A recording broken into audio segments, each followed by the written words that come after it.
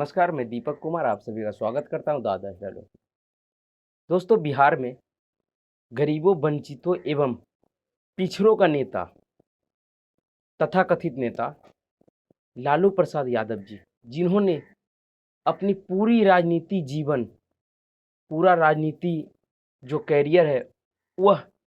उन्हीं गरीबों, वंचितों और पिछड़ों के नाम पे खपा दिया और उन्हीं गरीबों और पिछड़े वंचितों के नाम पे अपने परिवार के लिए कितने करोड़ का संपत्ति इकट्ठा किया, इसका अंदाजा लगाना भी जांच एजेंसियों के लिए मुश्किल हो रहा है। जी हाँ, दरअसल हम लोग जब छोटे-छोटे थे, तब लालू प्रसाद यादव जी चुनावी जनसभा में हमारे क्षेत्र में आया करते थे। उस समय उनके भाषण हम लोग सुनने जाते थे। उनका भाषण का जो तरीका था, वो बहुत ही अलग था। बिल्कुल कहे तो देसी, देहाती टाइप का उनका भाषण हुआ करता था। और उनके बारे में बहुत से लोग बड़े बुजुर्ग ये कहते हैं कि वो कुर्ते और बंडी के ऊपर गंजी पहनते थे चुनावी भाषण में। और वो कहते थे कि हम यह इसलिए पहनते हैं कि बरकावा है, इससे कहने का उनका तात्पर्य था कि जो बड़ा लोग है, बड़ा जाति है, स्वर्ण, वो नीचे रहे और जो दलित, वंचित, पिछड़ा है वो ऊपर रहे। यह सच में कितना हो पाया, ये तो अभी भी जो बिहार में दलित, वंचित समाज से आते हैं उनको जमीनी हकीकत का पता होगा, अंदाजा होगा कि वो बड़े लोगों, बड़े जातों के ऊपर कितना आगे हो पाए। खैर, आज हम इन बातों पे, इन विषयों पे चर्चा नहीं करेंगे। दरअसल हम चर्चा करेंगे कि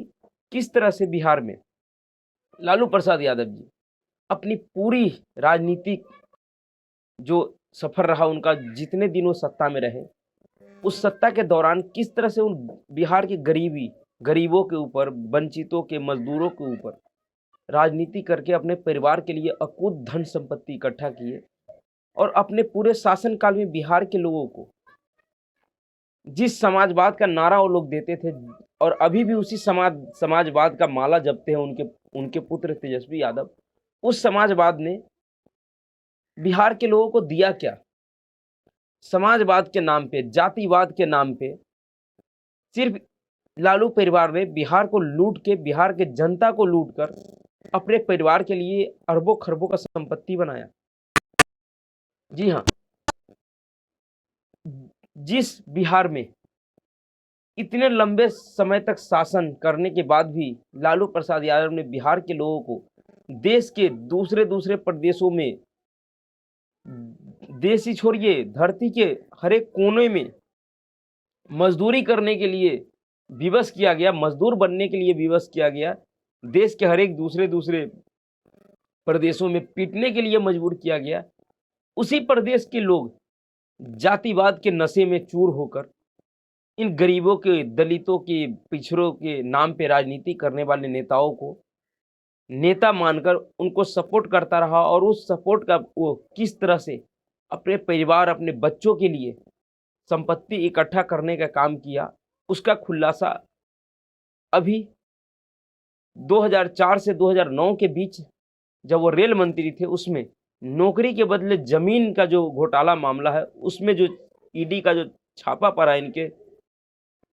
तमाम रिश्तेदारों सहित इनके 24 ठिकानों पे, उनमें जो अकुत संपत्ति निकल के आई है और ईडी का जो आरोप है,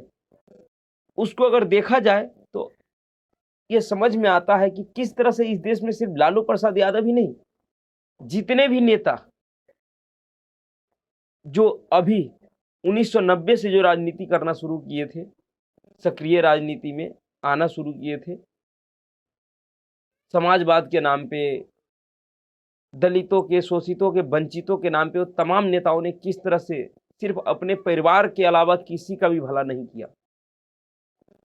और आज भी इस छापे के बाद भी लालू प्रसाद यादव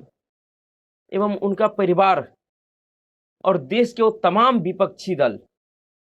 जिनके ऊपर भ्रष्टाचार का केस है, जो भ्रष्टाचार के आरोपों को झेल रहे हैं, वो सब के सब एक स्वर में कह रहे हैं कि लालू प्रसाद एवं उनके परिवार के ऊपर ज्यादती हो रही है, अन्याय हो रहा है, पानी सर से ऊपर चला गया। शर्म आनी चाहिए इन विपक्ष के नेताओं को भी। ये वही विपक्ष के नेता है जो लालू प्रसाद यादव के जंगल राज में जिस तरह की घटनाएं हो रही थी उस पर कभी इनका मुंह नहीं खुला। उसके लिए कभी इन्होंने नहीं कहा कि जो बिहार में जो लोगों के साथ हो रहा है वो अन्याय हो रहा है लोगों के साथ,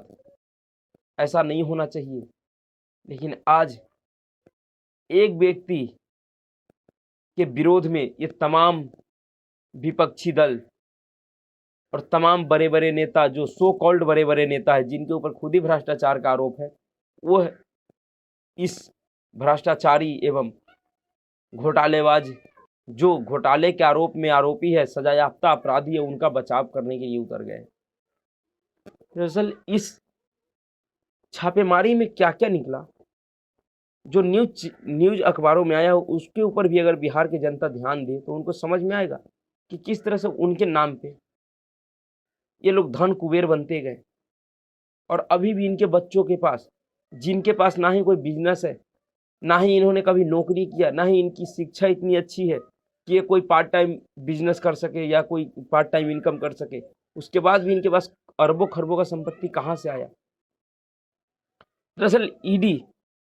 लालू यादव के ऊपर जो शुक्रवार को ईडी इन्फोर्समेंट डायरेक्टरेट की जो कार्रवाई हुई, उसमें ईडी ने प्रेस रिलीज जारी करके कहा कि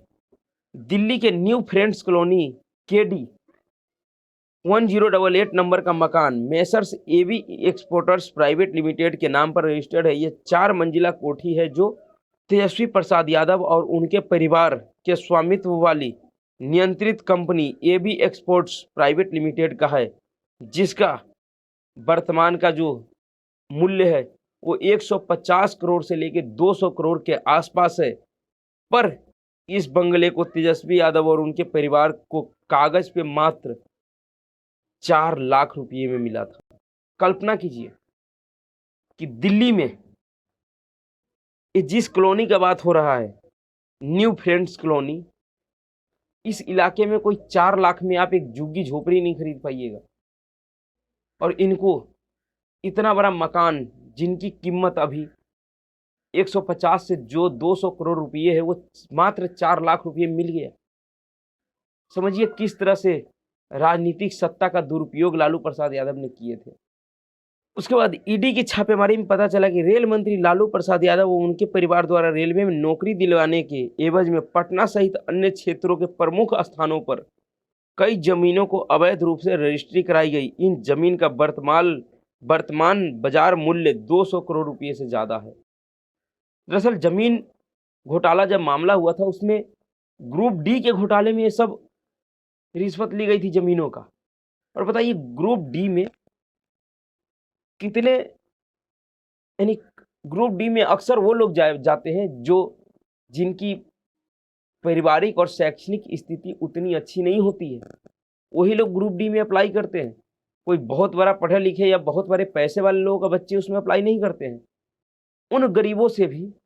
कितने लोगों से रिश्वत लिया गया।